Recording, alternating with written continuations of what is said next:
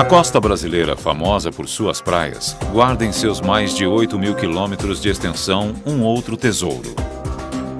Um sistema portuário que cresceu e passou a operar milhões de toneladas de mercadorias diversas.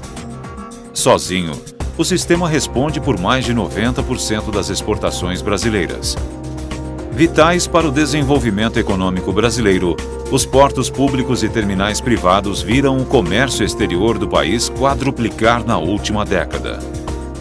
Tamanho crescimento exigiu demais da infraestrutura portuária e de seus acessos, e criou um monstro chamado gargalo logístico.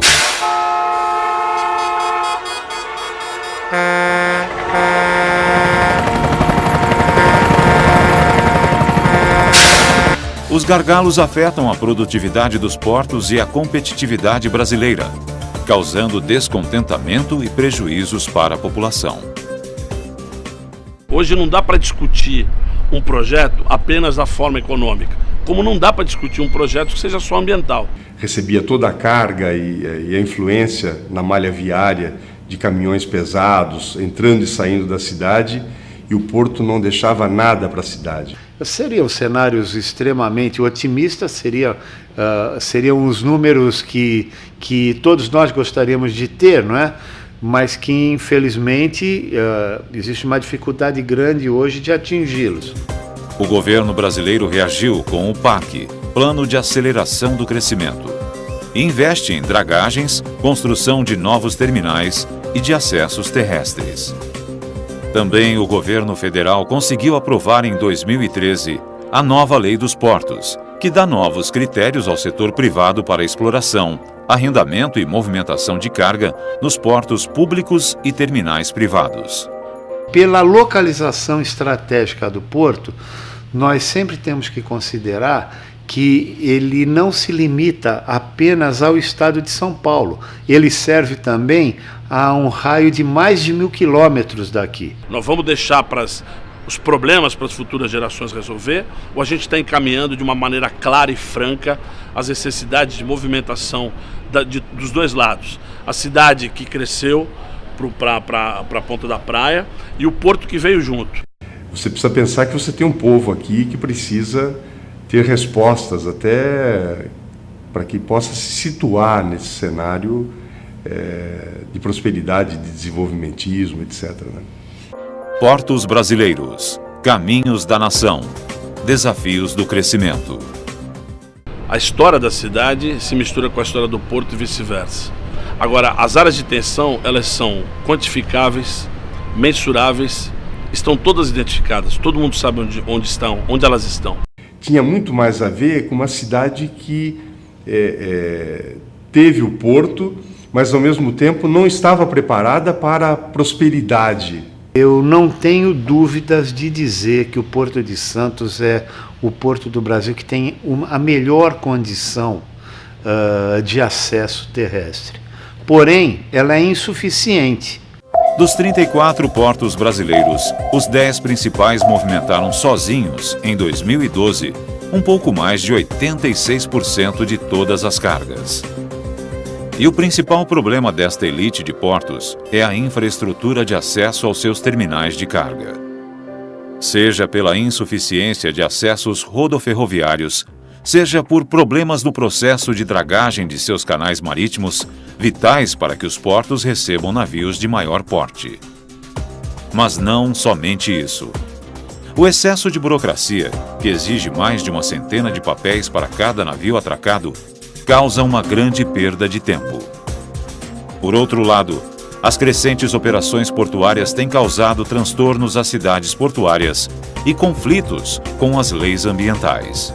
Então, para a gente ter porto no nosso canal de estuário, você tem que ter a supressão de manguezal. Tá? Então, essa supressão hoje, ela é feita com tecnologia, com estaqueamento, mas é abrir mão de metros e metros, quilômetros de extensão de mangues que hoje estão com a sua função diminuída. Estado de São Paulo, Porto de Santos. O Porto de Santos, o maior da América Latina, tem números dignos de seu título. Movimenta 1/4 das exportações brasileiras.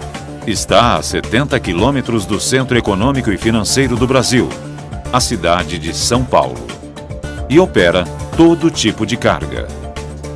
Os problemas que ocorrem em cada um dos 10 maiores portos do país aqui tomam proporções ainda mais dramáticas. O porto pode virar as costas novamente para a cidade, né? Então, hoje ele está olhando para a cidade, ele está dialogando com a cidade de alguma forma, né? Mas eu acho que ele caminha para ser muito autônomo. Daqui a pouco vai ser a República Independente do Porto de Santos. E as projeções de crescimento, elas vão totalmente ao contrário das projeções de crescimento do país. Então, é uma coisa curiosa, porque até parece que o PIB daqui é diferente do PIB do país inteiro. Todas as ações para resolver os problemas de infraestrutura do sistema portuário brasileiro começam em Santos. Se derem certo no Cais Santista, as experiências são aplicadas em outros portos. O gigante da América Latina enfrenta problemas igualmente enormes. Os gargalos nos acessos a seus 13 quilômetros de cais diminuem sua competitividade em relação aos custos do transporte. Tem problemas no processo de dragagem de seu canal. E vê o embate entre patrões e empregados portuários atrapalhar suas operações.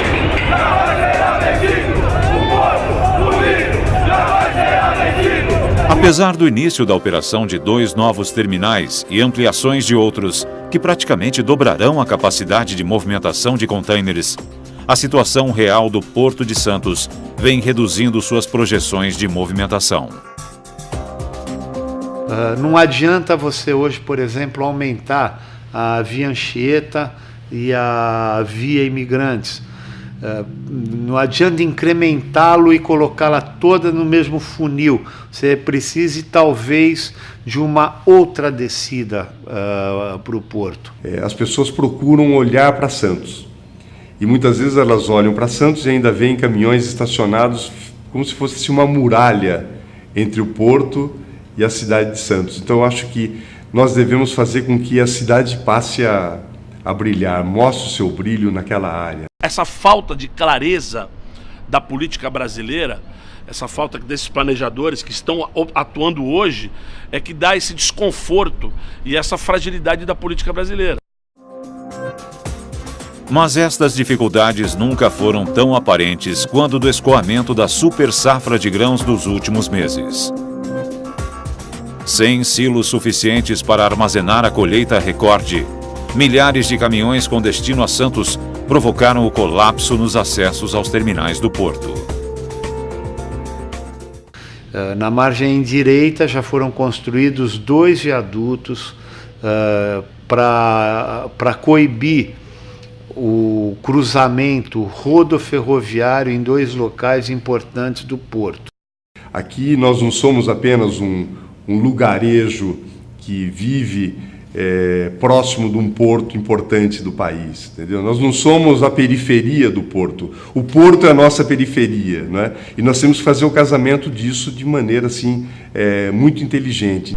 Então, o tripé da sustentabilidade, que é a visão macro e global do processo, leva em conta assim a viabilidade econômica, a responsabilidade social e, sem dúvida, a questão ambiental como a mãe, como a base, porque o ambiente é o local onde ele acontece, ele é o palco onde a economia acontece e onde a sociedade vive. Os problemas foram tão grandes que o assunto ultrapassou o círculo dos especialistas e foi parar na boca do público. Essas cenas se repetem diariamente na entrada de Santos. Isso acontece com o aumento do número de veículos nas ruas e o enorme movimento de caminhões das empresas instaladas na entrada da cidade e na área retroportuária.